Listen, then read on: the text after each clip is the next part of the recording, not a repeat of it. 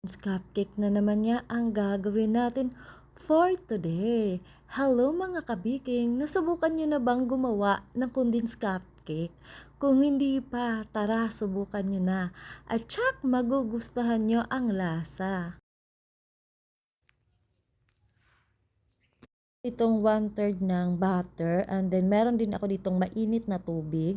Kailangan lang natin to siyang i-melt para sa ganon mabilis lang po natin itong maihalo. Sa pangalawa, gumamit po ako ng 3 cup ng cake flour o kaya gumamit kayo ng all-purpose flour. So kailangan lang natin tong salain kasi minsan meron pa yang mga buo-buo na harina.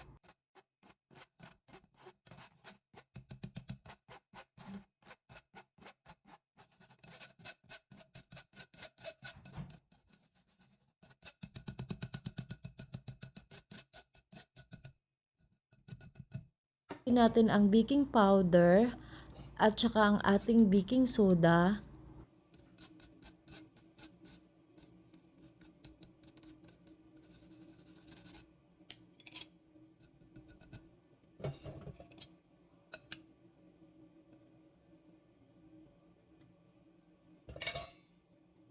Naman sa ating mixing bowl, maglagay lang tayo ng 1/3 na butter. Maganda talaga pag na-melt na kasi mabilis lang siyang haluin. At lagyan natin ng 1/2 cup ng vegetable oil o kaya yung canola oil. Huwag po kayong gumamit ng coconut oil or kaya palm oil kasi pag nilagay nyo yan sa ref, titigas ang inyong cupcake.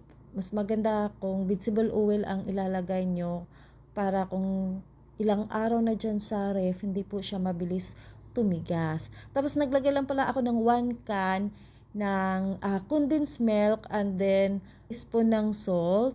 Tapos ay haluin nyo lang itong maigi. Pwede kayong gumamit ng hand mixer para mas mabilis. Mamaya gagamit tayo niyan.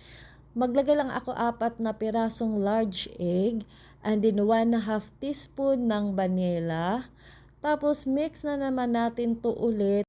Halo nyo na ng mabuti mga ka-baking. Pwede nyo na din tong lagyan ng flour. Yung ginawa natin kanina na sinala natin ang flour, baking soda, baking powder. Eto, pwede na natin tong ilagay. Kaya hindi ako naglagay dito ng sugar kasi gumamit tayo ng condense. Huwag na tayo mag-add ng sugar dito kasi masobrahan po sa tamis ang inyong condensed cupcake. Tapos gamit lang ako dito ng hand mixer para mabilis at naglagay pala ako ng 1/2 cup ng tubig. Tapos pag ganito na, ayan, pwede na natin yan ilagay sa ating mga... Tapos, lagyan lang natin ito ng cupcake cups. Ayan, itong size na ito. Hindi ko alam kung anong itong size ito mga kabiking. Ito naman kasi hindi namin ito pang tinda. Pang sarili lang namin ito. Ayan, tapos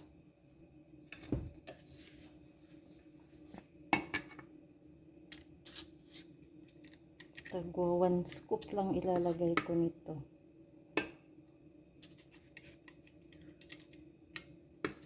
Ang bango niya. Ayan.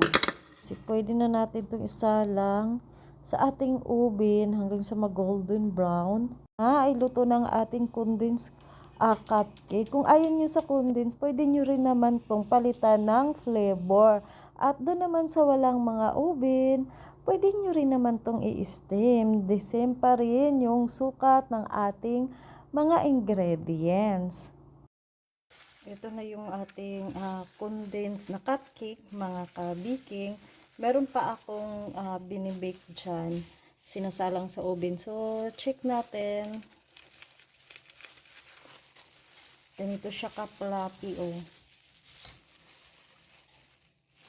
Nag-blurred ba?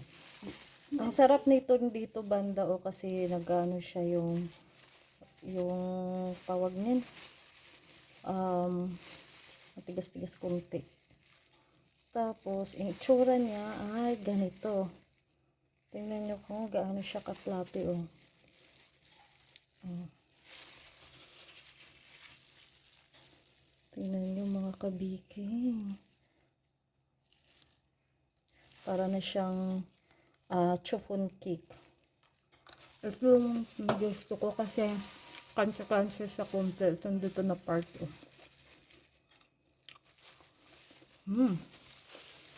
Paparami talaga ako nito. Kain.